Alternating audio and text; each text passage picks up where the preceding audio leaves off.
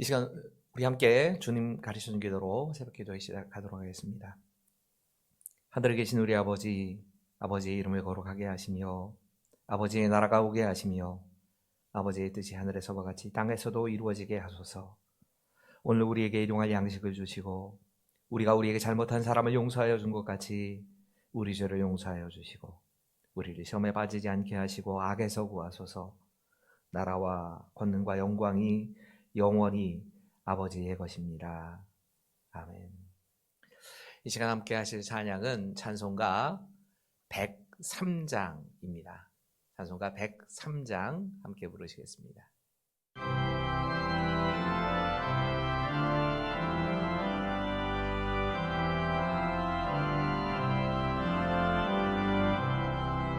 우리 주님 예수께 기쁜 찬송 드리세. 하늘 높은 곳에도 주의 영광 넘치네. 주의 크신 능력이 어둠 권세 묶었네. 원수들을 물리쳐 주 뜻대로 되도다. 밤하늘의 별들도 주의 영광 찬양해. 무엇으로 그 영광 비교할 수 있으랴.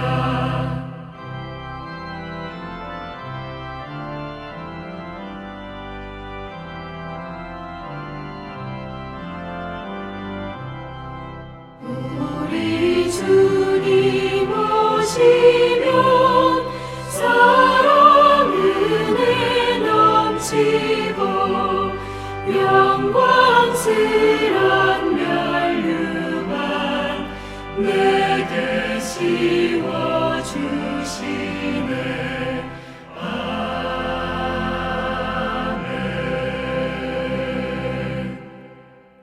오늘 우리에게 주시는 하나님의 말씀은 출애굽기 4장 21절에서부터 23절까지의 말씀입니다. 출애굽기 4장 21절에서부터 23절까지의 말씀을 저와 여러분이 함께 봉독하도록 하겠습니다. 여호와께서 모세에게 이르시되 내가 애굽으로 돌아가거든 내가 내 손에 준 이적을 바로 앞에서 다 행하라. 그러나 내가 그의 마음을 완악하게 한즉 그가 백성을 보내주지 아니하리니 너는 바로에게 이르기를 여호와의 말씀에 이스라엘은 내 아들 내 장자라. 내가 내게 이르기를 내 아들을 보내어 주어 나를 섬기게 하라 하여도 내가 보내주기를 거절하니 내가 내 아들 내 장자를 죽이리라 하셨다 하라 하시니라. 아멘. 칼빈의 말 가운데 이런 아주 우리의 구원에 대한 또 우리의 일상의 삶에 대한 중요한 말씀 한 가지가 있습니다. 한 가지 사건의 안에는 하나님의 뜻과 사람의 의지와 또 사탄의 유혹이 동시에 일어난다. 참 이건 정확하고 어떤 누구보다도 한 사건에 대해서 영적인 의미를 참 잘 표현해 준 표현이라고 생각합니다. 한 가지 동일한 사건이 있는데 그 같은 사건 안에 하나님이 원하시는 일도 진행이 되고 또 사람도 사탄도 자기 나름대로의 어떤 선택을 한다는 말입니다. 쉽게 이해하시려면 아마 가룟 유다 이야기를 하면 이해가 좀 편하실 겁니다. 사탄의 유혹도 있고 사람의 선택도 있습니다. 먼저 사탄은 가룟 유다를 예수님을 팔아먹도록 유혹합니다. 그리고 가룟 유다는 자신의 욕심에 끌려서 자신이 예수님을 팔아먹는 선택을 하게 되는 겁니다. 사탄의 역사도 있고 또 동시에 하나님께 사람이 선택한 것도 같이 있는 겁니다. 그리고 결국에는 자기가 스스로 선택한 그 죄의 대가를 지불하기 위해서 그 죄값으로 가룟 유다는 죽게 되는 겁니다. 자기가 선택한 겁니다. 하나님께서 그의 일생을 그렇게 만드신 것이 아니라 어떤 부분에서는 그가 그렇게 선택을 한 겁니다. 유다는 자기가 스스로 하나님의 부르심 그리고 택하심을 버리고 떠나버린 사람입니다. 중요한 건 그럴 때 동시에 하나님께서도 그 똑같은 사건 안에서 이 악한 행위까지도 사용하셔서 하나님의 일들을 이루셨다는 것입니다. 여러분, 하나님은 우리가 실수하고 실패하고 어떤 경우에는 죄악을 저지르는데 또 이 고난을 당하는 이런 일들, 슬픔을 당한 일들, 이 모든 것을 다 합력해서 선한 일들을 이루어 가시는 분이라는 겁니다. 이 제자의 배신이 예수님께는 그 어떤 것과도 비교할 수 없는 슬픔이었고 아픈 사건이었을 겁니다. 이 고통을 사용하셔서 하나님께서는 이 사건을 예수님의 십자가를 지는 것으로 구원의 사건으로 연결을 시키신 겁니다. 여러분, 우리의 문제는요, 죄는 지가 지어놓고 자기가 죄를 선택해놓고 모든 책임은 하나님께 떠넘기려고 합니다. 분명히 하나님께서 그것을 선용하셔서 하나님의 선한 일을 이루시는 게 맞습니다. 하지만 사실은 사단이 유혹하고 내가 그 유혹에 넘어가서 내가 선택한 겁니다. 내가 그 죄를 선택한 겁니다. 이것을 인정하지 않으면 결국은 우리는 회개의 자리로 안 갑니다. 내가 뭘 잘못했냐고, 하나님 때문에 내가 이렇게 됐다고 하나님 탓을 하는 겁니다. 여러분, 우리가 어떤 악한 일들이 진행될 때에 악한 일에 사용되는 사람들이 있습니다. 근데 그 악한 일에 사용되는 사람들에 대해서 우리가 오해합니다. 선한 사람인데 그 착한 사람을 무슨 유혹에 빠지게 해서 이런 대로 이끌었다. 아닙니다. 멸망을 받을 만한 사람이기 때문에 그 역할에 쓰이는 겁니다.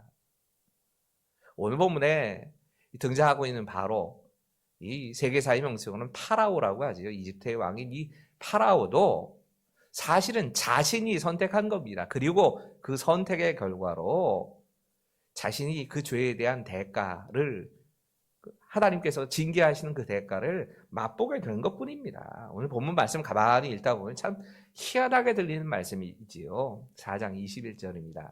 우리 함께 좀 읽어볼까요? 시작. 여호와께서 모세에게 이르시되 내가 애굽으로 돌아가거든 내가 내 손에 준 이적을 바로 앞에 다 행하라. 그러나 내가 그의 마음을 완악하게 한즉 그가 백성을 보내주지 아니하리니.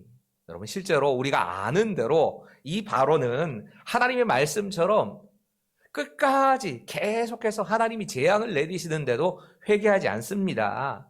어떤 때는 내보내줄 것처럼 변덕을 부리다가도 고집 부리고 결국에는 이 10가지의 재앙을 다 맞이하고 마지막에 가서는 홍해에서 또 이 심판까지 당하면서 끝까지 고집을 부리다가 결국엔 이 심판의 자리까지 가게 됩니다. 여러분, 이 본문에서 우리가 먼저 그리스도인 우리가 찾아야 될 메시지가 한 가지 더 있습니다. 이건 이걸 겁니다. 하나님이 원하시는 일을 해도 장애물은 있습니다. 하나님께서 모세에게 알려주신 게 이겁니다. 이걸 예상하고 사역에 임해야 된다. 네가 사역에 들어가기 전인데 그 사역에 들어가기 전에 네가 하나님이 원하시는 일을 하고 하나님께서 기뻐하시는 일, 옳은 일을 한다 할지라도 장애물은 있다. 어려움은 있다. 미리 경고해 주시는 겁니다. 우리가 하나님의 부르심에 맞춰서 소명에 따라서 길을 걸어간다. 그렇다고 해서 아무런 문제도 없는 거 아닙니다. 때로 집안의 반대를 당하기도 하고 주변에 여러 가지의 어려움들이 찾아오기도 하고 내 마음속에 갈등이 찾아올 때도 있습니다. 평탄하지 않습니다. 하나님이 기뻐하시는 그 일을 할 때도 그냥 우리에게 찾아오는 이런 어려움들이 있다는 걸 예상해야 합니다. 왜 하나님이 내게 맡기신 일을 감당하는데 내가 이렇게 어려움을 당해야 되느냐고, 나의 길이 왜 이렇게 평탄하지 않느냐고 원망하실 필요 없습니다. 그게 원래 우리가 담당해야 될 몫인 겁니다. 그것이 우리가 짊어져야 할 십자가인 겁니다. 오늘 부분의 제일 큰 주제는 사실은 완악함에 대한 이야기입니다. 도대체 이 완악함이라고 하는 게 어떤 의미인가 하는 것에 대해서 생각해 보셔야 합니다. 예전 번역에는 강팍하게 하셨다 했는데 완악함으로 이제는 번역을 했지요. 여러분, 이 말은 절대 아주 선하고 착한 바로를 하나님께서 완고한 사람으로, 강팍한 사람으로 만드셨다는 뜻이 아닙니다. 그런 의미로 이렇게 말씀하신 게 아닙니다. 오늘 본문의 말씀은 사실 로마서 1장의 말씀과 함께 읽어야 이해가 되실 만한 말씀입니다. 로마서 1장 28절, 제가 새번역 성경으로 좀 읽겠습니다. 사람들이 하나님을 인정하기를 싫어하므로 하나님께서는 사람들을 타락한 마음 자리에 내버려 두셔서 해서는 안 될 일을 하도록 놓아두셨습니다. 우리 성경인 개정판 성경은 이렇게 번역하지요. 합당하지 못한 일을 하게 하셨다. 이 합당하지 못한 일을 하게 하셨다라고 하는 이 뒤에 말씀만 보다 보면 마치 하나님께서 합당하지 못한 일을 하도록 이 사람을 만드셨다고 느껴집니다. 아닙니다. 앞에 말씀과 같이 보셔야 합니다. 저는 새번역 성경이 참 이 부분 잘 번역했다고 생각하는데, 사람들이 하나님을 인정하기 싫어함으로, 이게 먼저입니다. 그래서 하나님께서 그냥 내버려 두셨다는 겁니다. 사람들이 싫어한 겁니다. 여러분, 원어의 의미는 이 완악하게 하셨다라고 번역하는 것보다는 원래 원어의 의미를 살려서 번역하면 완악한 방향으로 가도록 내버려 두셨다. 그래, 너 그 방향으로 가라. 내가 도와주지 않을 테니까 너 그냥 그대로 놔둬버린다. 이런 의미를 담고 있습니다. 조나단 에드워드가 이렇게 표현을 합니다. 성령의 영향력을 거두셔서 완악한 상태가 악화되도록 내버려 두셨다. 그냥 부패한 방식으로 행동하도록 제지하지 않으시고 그대로 버려두셨다. 이게 더 정확한 표현일 겁니다. 성령께서 그 안에 역사하지 않으시고 돌이킬 수 있도록 이제는 기회도 더 이상은 주지 않으시고 그냥 네 하고 싶은 대로 해, 네 마음대로 해, 이렇게 해버리셨다는 겁니다. 여러분, 이게 심판이라는 걸 알아야 합니다. 내가 어떤 악한 일을 하면서도 아무런 꺼리낌이 없습니다. 이 말은 내 안에 성령께서 더 이상 역사하지 않으신다는 뜻인 겁니다. 그냥 그대로 두시는 겁니다. 결과적으로 해서는 안 될 일을 그래서 하게 됐다는 겁니다. 하나님께서 그렇게 만드신 것이 아니고 그럴 만한 존재였기 때문에 이 나쁜 일에 쓰이는 도구가 된 겁니다. 아무나 나쁜 도구로 쓰시는 게 아니고 그렇게 악한 길을 선택한 사람들, 그들을 내버려 두셔서 그 악한 일에 도구가 될 수 있도록 그냥 내버려 두시는 겁니다. 두 번째, 이 완악함에 대해서는 반드시 생각해 봐야 될 질문은 이겁니다. 도대체 이렇게 완악하게 내버려 두셔서 결국에는 하나님께서 이루시려고 하는 게 무엇일까? 여러분, 이 출애굽기의 완악함에 대한 이야기는 생각보다 많이 등장합니다. 바로를 완악하게 내버려 두셨다는 말씀이 자주 나옵니다. 그 결과 두 가지가 크게 이루어집니다. 하나는 이집트 사람들, 애굽 사람들이 야, 하나님 진짜 위대하신 분이구나 하는 사실을 깨닫게 됩니다. 대표적인 말씀이 출애굽기 7장 3절부터 5절의 말씀입니다. 제가 읽습니다. 내가 바로의 마음을 완악하게 하고 내 표징과 내 이적을 애굽 땅에서 많이 행할 것이나 바로가 너희의 말을 듣지 아니할 것인즉 내가 내 손을 애굽에 뻗쳐 여러 큰 심판을 내리고 내 군대 내 백성 이스라엘을 그 땅에서 인도하여 낼지라. 여러분, 지금 이 완악함이 계속 이어집니다. 이런 이 완악함 때문에 어떤 일이 벌어지느냐? 5절 이렇게 말씀합니다. 내가 내 손을 애굽에 펴서 이스라엘 자손을 그 땅에서 인도하여 낼 때야. 하나님의 목적만 이루어진 게 아니지요? 애굽 사람이 나를 여호와인 줄을 알리라 하시매. 이 완악함을 통해서 하나님이 진짜 하나님이시구나 하는 사실을 이집트 사람들도 알게 하셨다는 겁니다. 여러분, 이 일이 결국에는 이집트가 구원의 자리로 나오게 되는 계기가 됩니다. 이방인들에게도 그런 역사를 하셨다는 겁니다. 또 한 가지 아주 중요한 말씀이 있습니다. 출애굽기 14장 15절부터 18절입니다. 여호와께서 모세에게 이르시되 내가 어찌하여 내게 부르짖느냐 이스라엘 자손에게 명령하여 앞으로 나가게 하고 지팡이를 들고 손을 바다 위로 내밀어 그것을 갈라지게 하라. 이스라엘 자손이 바다 가운데서 마른 땅으로 행하리라.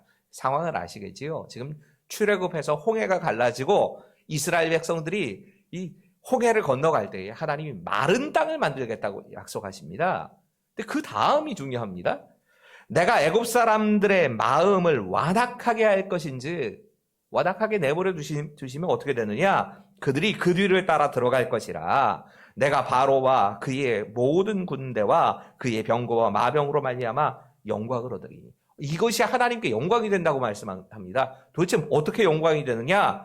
내가 바로와 그의 병거와 마병으로 말미암아 영광을 얻을 때야 애굽 사람들이 나를 여호와인 줄을 알리라. 하나님께서 진짜 하나님이시구나, 이분이 진짜 신이구나 하는 사실을 이방인들조차 알게 되는 것, 이것이 하나님께 영광이 되는 사건이 있다는 겁니다. 여러분, 하나님께 영광이 되는 사건이 무조건 사람에게도 다 큰 기쁨이 되는 게 아닙니다. 때로는 심판을 통해서도 하나님께서 영광을 받으실 때가 있습니다. 이집트 사람들이 그 심판을 경험하면서 하나님이 진짜 하나님이시구나 하는 것을 깨닫게 된 겁니다. 근데 이집트 사람들에겐 이 완악함의 결과가 이랬다면 반대로 하나님의 선택된 백성인 이스라엘 백성들도 이 완악함 때문에 하나님의 위대하심을 알게 됩니다. 그리고 하나님께 영광을 돌리게 됩니다. 똑같이 하나님께 영광을 돌리는데 이 하나님께 영광을 돌리는 사람들 가운데 심판으로 하나님께 영광이 돌아가는 사람들이 있고 반대로 구원을 통하여서 하나님의 영광을 보는 사람들도 있었던 겁니다. 여러분, 바로에게 행하신 이 큰 기적과 능력을 보면서 하나님이 전능하신 하나님이구나, 이것을 믿고 따르게 하시려고 하나님이 이스라엘 백성들을 위해서도 완악함을 사용하셨다는 얘기입니다. 출애굽기 14장 30절과 31절 제가 읽습니다. 그날에 여호와께서 이같이 이스라엘을 애굽 사람의 손에서 구원하시매 이스라엘이 바닷가에서 애굽 사람이 죽어있는 것을 보았더라. 여러분, 이 이스라엘 백성들이 이집트 사람들이 죽어있는 것을 본다는 게 얼마나 엄청난 일인지 모릅니다. 당시 세계의 최강대국인 이집트, 자신들에게는 주인 노릇을 했던 그 이집트 사람들, 어마어마한 대단한 사람들을 보였는데 그들이 다 지금 하나님의 심판을 받아서 눈앞에서 가장 강력한 그 이집트의 군대가 죽어가는 것이 보이는 겁니다. 그러자 이어서 이렇게 말씀합니다. 이스라엘이 여호와께서 애굽 사람들에게 행하신 그 큰 능력을 보았으므로 백성이 여호와를 경외하며 여호와와 그의 종 모세를 믿었더라. 하나님의 백성들이 하나님의 영광을 보면 나타나는 반응은 이겁니다. 하나님이 정말 살아계시는구나. 하나님 경외하게 됩니다. 하나님을 한편으로는 두려워하게 되고 또 다른 한편으로는 마치 아버지를 대하는 것처럼 이 두려움과 함께 하나님과 가까이 하는 삶을 살게 됩니다. 하나님의 영광을 경험하면 하나님의 백성들에게는 이런 일이 벌어진다는 겁니다. 여러분, 하나님께서 완악함을 통해서 주의 종인 이 모세가 정말 믿을 만한 사람이다 하는 사실에 대해서 드러내시는 겁니다. 이런 하나님의 뜻이 순간적으로 다 이루어진 겁니다. 여러분, 우리가 하나님의 말씀을 따라 산다고 해서 어려움이 없는 거 아닙니다. 분명한 건 내가 순종해서 하나님 뜻대로 가도 반대도 받고 방해도 당할 때가 우리의 삶에도 있는 겁니다. 일이 너무 어렵고 해결되지 않는 문제 때문에 괴로움에 빠져 있을 때가 있습니다. 승리할 기미가 아예 보이질 않습니다. 하지만 여러분, 이 모든 일들이 하나님의 일을 이루어가는 과정인 겁니다. 그런 과정 가운데 내게 하나님께서 이런 일들을 허락하시는 것뿐입니다. 이 모든 일을 위해 하나님께서는 영광을 받으시기를 원하십니다. 여러분, 하나님께 영광이 되는 것은 때로는 악을 심판하는 것을 통해서 하나님께서 영광을 받으십니다. 반대로 하나님께서는 그 백성들에게 하나님의 살아계심을 분명하게 보여주시고 그들을 구원하시고 더 나아가서 이 모습을 보면서 진짜 하나님을 경외하는 사람으로 우리를 빚어가시는 과정이 우리에게 있는 겁니다. 우리에게 어려움이 더 크면 클수록 하나님의 영광은 더 선명해집니다. 하나님의 심판과 하나님의 구원의 역사는 더 분명하게 우리에게 보인다는 것을 우리가 이 말씀을 통해서 깨달아야 합니다. 오늘 본문의 말씀을 우리가 적용하면서 오늘은 진짜 이 말씀 가지고 좀 기도했으면 좋겠습니다. 하나님, 내가 하나님의 심판의 대상이 되어서 정말 악을 행하는 도구가 되어서 그래서 하나님께 심판당하는 자리, 그렇게 하나님께 영광을 돌리는 삶이 되지 않도록 나와 내 가족들을 인도해 주옵소서.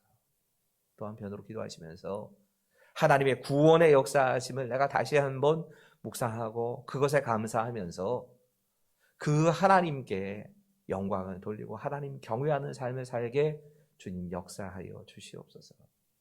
또 한 가지 기도하시면서 때로는 우리가 하나님의 뜻대로 하나님 정말 기뻐하시는 그 자리에 있어도 어려움은 옵니다. 아무런 어려움이 없는 거 아닙니다. 하나님이 그 경고해 주십니다.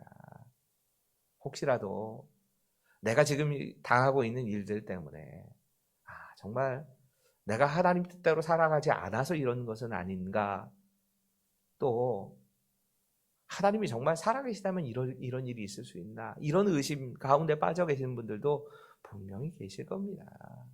우리 안에 하나님의 살아계심에 대한 확신을 다시 한번 우리의 믿음 가운데 더 분명하게 달라고 하는 기도도 하시면서 오늘 말씀 붙잡고, 다른 건 제외하고요, 오늘은 말씀을 붙잡고 함께 기도하도록 하겠습니다. 기도하시겠습니다.